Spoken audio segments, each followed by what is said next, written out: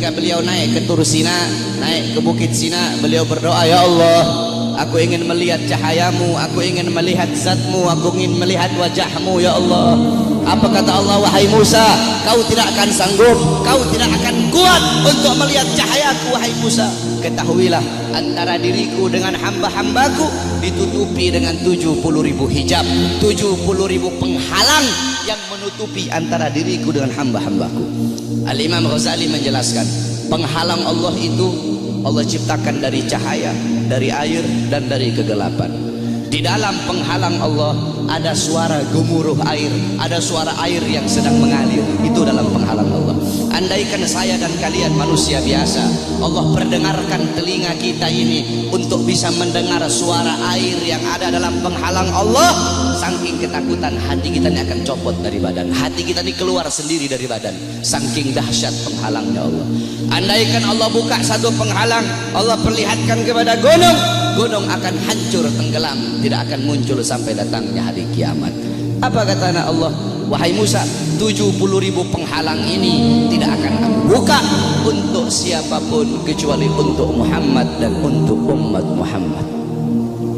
Apa kata Nabi Allah Musa AS? Ya Allah, kalau begitu jadikanlah aku bagian daripada umat Muhammad. Nabi Musa ingin menjadi umat Nabi Muhammad. Bahkan diriwayatkan bahwasanya Sayyidina Syekh Abil Hasan Asyadili, pengarang Hizbul Bahar, Hizbun Nasr, pengarang kitab Mafakhirul Aliyah, beliau pernah bermimpi, saudara-saudara. Ketika beliau bermimpi, dalam mimpinya beliau melihat ada Nabi Muhammad dan ada Nabi Musa sedang ngobrol. Nabi Musa bilang sama Rasulullah, wahai Muhammad, aku dengar engkau pernah berkata dalam sabdamu bahwasanya ulama ummati kal anbiya Bani Israel. Ulama dari golongan umatku itu bagaikan golongan nabi-nabi dari kalangan Bani Israel. Apakah betul wahai Muhammad? Apa kata Rasulullah? Ini dalam mimpinya Syekh Abil Hasan Asyadili. Apa kata Rasulullah? Iya betul. Ulama umatku itu kepintarannya, kepintarannya itu sama seperti kepintaran nabi-nabi dari kalangan Bani Israel. Kata Nabi Musa, coba seperti apa sih ulama umatmu itu? Aku pengen lihat coba. Nabi Muhammad memanggil Al-Imam Ghazali. Di dalam mimpinya Syekh Abil Hasan Asyadili, Imam Ghazali dipanggil oleh Nabi Muhammad. Nabi Muhammad bilang, ini salah satu daripada ulama umatku yang aku banggakan. Akhirnya kata Nabi Musa, siapa namamu? Kata Imam Ghazali apa?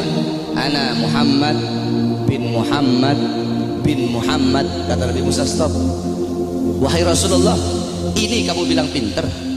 Saya nanya siapa namanya, dia jawab Muhammad bin Muhammad bin Muhammad.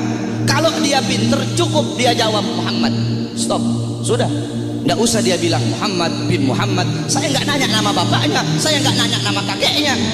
Kalau dia pinter cukup dia jawab Muhammad. Udah, stop.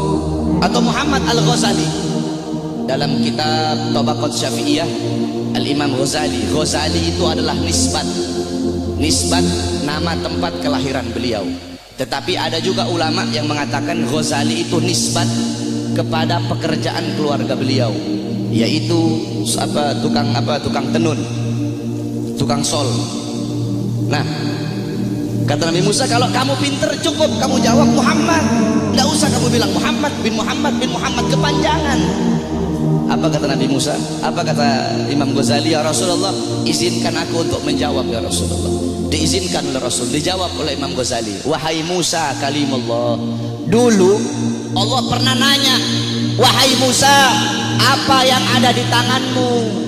Engkau bilang, ya Allah, ini tongkat. Tongkat ini untuk menyandar, untuk bersandar. Tongkat ini untuk memukul. Harusnya kalau kau pinter cukup kau jawab, ini tongkat.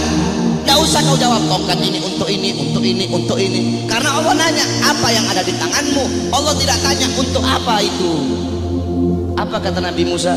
Karena aku ingin bercakap-cakap lama dengan Allah.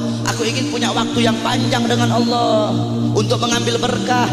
Apa kata Imam Ghazali? Begitupun aku jawab dengan jawaban yang panjang untuk bercakap-cakap lama denganmu agar mendapatkan keberkahan darimu yang pernah berbicara dengan Allah.